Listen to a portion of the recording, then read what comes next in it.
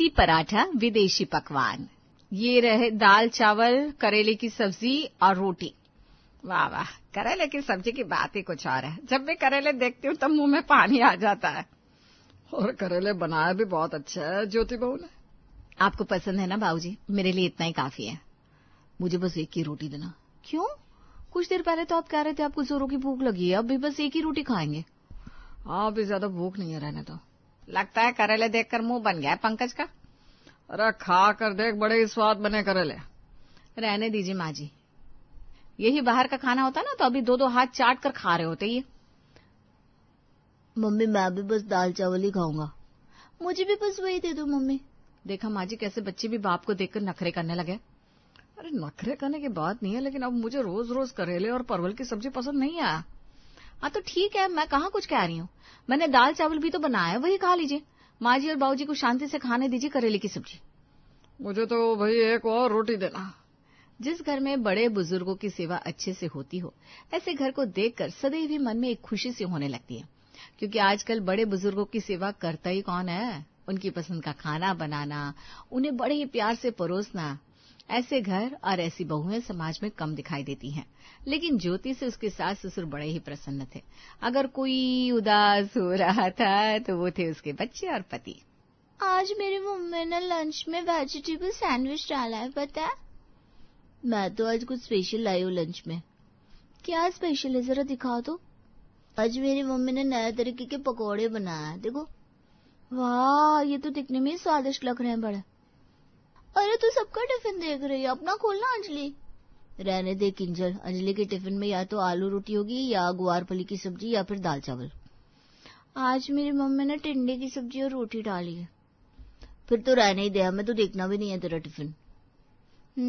तुम खा लो, मैं आती हूँ पानी पीकर। तो एक काम कर, हमारे टिफिन से खा ले।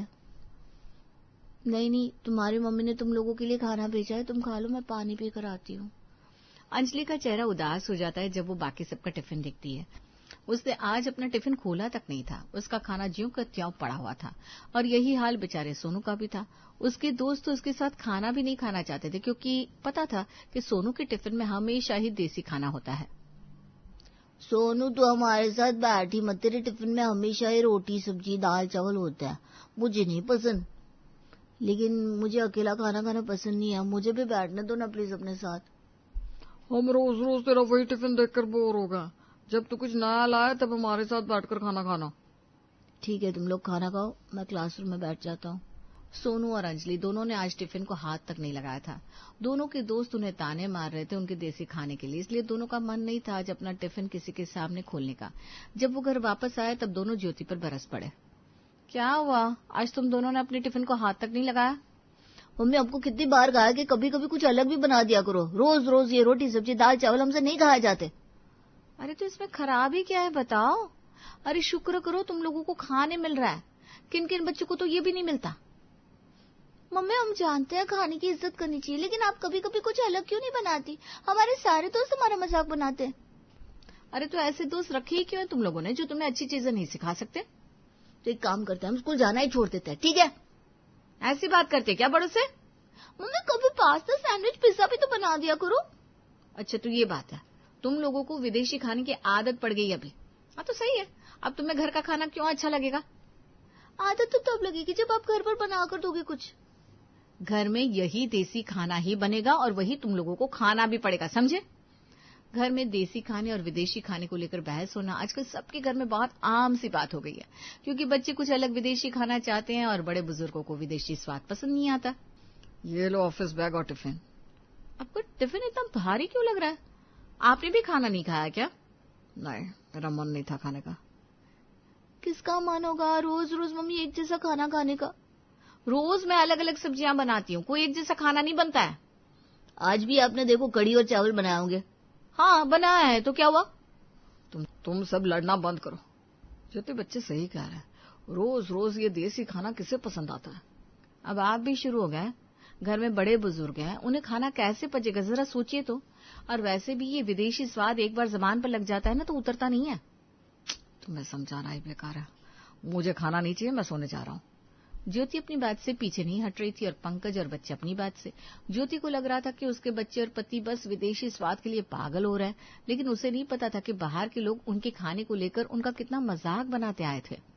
पंकज तू तो अपना टिफिन मत ही लेकर आज, छोड़ दे। हाँ, परवल, टिंडे, चावल, दाल ये सब देखकर अब हम तो उब चुके हैं भाई। तुझे पता है तेरा अलग ही फायदा है इसमें। सबको पता है कि ज्योति भाभी देसी खाना बनाती है, इसलिए ना कोई तुझसे पार्टी मांगता है ना ही पार्टी लेने घर पर आता है। हाँ, लेकिन मुझे तो तेरे लिए तरस आता है दोस्त। कैसे खा लेता है तू रोज रोज देसी खाना? अरे देसी खाना सेहत के लिए अच्छा होता है। देख ये तू क्या तो रहा है, लेकिन हमें भी पता है तुझे भी ये पसंद नहीं है। एक काम कर, आज हमने बाहर से खाना मंगवाया, ये छोड़ हमारे साथ खाना खा ले। यहाँ पंकज ने आज भी अपना टिफिन नहीं खाया और बाहर से मंगवाया हुआ खाना खा लिया, लेकिन मन तो उसका भी करता था कि उसके दोस्त उसके टिफिन पर भी उसी तरह टूट पड़े जिस तरह वो दूसरे के टिफिन पर कूदते हैं। लेकिन ये बात ज्योति को समझाना बड़ा ही कठिन था। उसे तो लग रहा था कि वो अपनी जिम्मेदारी बड़ी बखूबी निभा रही है। ये लीजिए माँ जी, आज मैंने आप दोनों के लिए उड़द की दाल और खिचड़ी बनाई है। वाह बहू जी, तेरा कई दिनों से मेरा पेट भारी भारी लग रहा था, आज ये खिचड़ी और उड़द दाल से हल्का लग रहा है। मुझे आपकी हर जरूरत का ख्याल रहता है बाबूजी। हम कितने खुशकिस्मत है कि हमें ऐसी बहू मिली है। माँ जी, बड़ों की सेवा ही असली धर्म होता है। मम्मी को बस दादाजी और दादी ही दिखता है, हमारे बारे में तो कभी सोचती नहीं। आज तो मैंने अपना टिफिन कचरे के डब्बे में डाल दिया। मैंने तो गाय को खिला दिया। मेरे सारे दोस्त मुझ पर हंसते हैं जब भी मैं खिचड़ी या रोटी सब्जी लेकर जाता हूँ। ज्योति भाभी कहाँ हैं आप?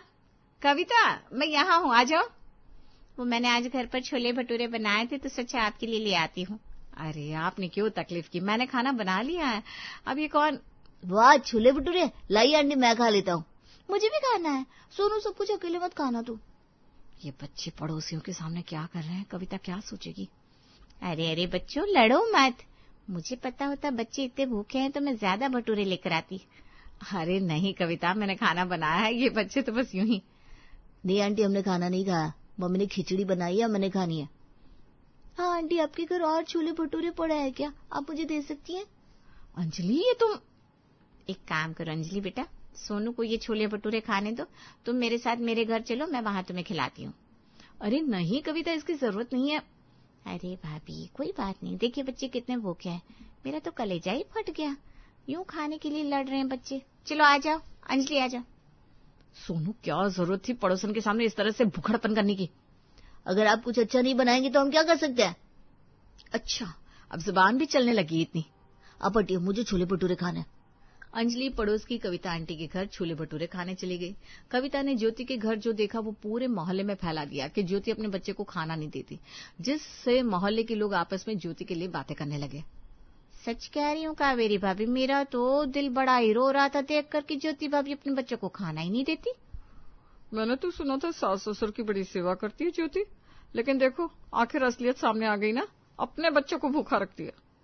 बच्चे तो भगवान का रूप होते हैं भाभी, उसके बच्चे आजकल मेरे घर आकर खाना खाते हैं। बोलो, कह रहे थे मम्मी कुछ उनकी पसंद का बनाती नहीं।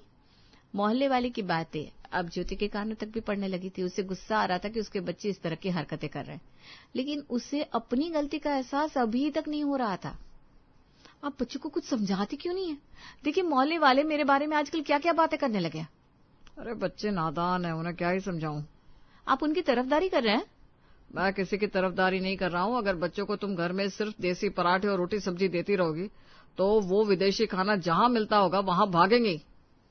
आप ये कहना चाहते हैं कि मैं एक अच्छी मां नहीं हूं क्योंकि मैं उन्हें विदेशी खाना नहीं खिलाती? अगर बच्चे दूसरे लोगों के पास जाकर अपनी भूख और पसंद को शांत कर रहे हैं तो तुम्हें खुद सोचना चाहिए कि तुम एक अच्छी माँ हो या नहीं। पंकज के शब्द ज्योति के दिल पर तीर की तरह जाकर चुभ गए। उसे आज तक लगता था कि वो एक अच्छी बहू है, लेकिन शायद एक अच्छी बहू बनने के रास्ते में उसने एक अच्छी माँ बनने पर ध्यान ही नहीं दिया। इन सब के बीच अब पंकज का मन भी ज्योति से उठता जा रहा था। उसने अब घर से टिफिन लेना भी छोड़ दिया था। अरे आप अपना टिफिन यहीं भूल कर जा रहे हैं? नहीं, मैं भूल कर नहीं जा रहा हूँ। मुझे टिफिन नहीं चाहिए, मैं बाहर से कुछ खा लूंगा। लेकिन बाहर का खाना अच्छा नहीं होता पंकज।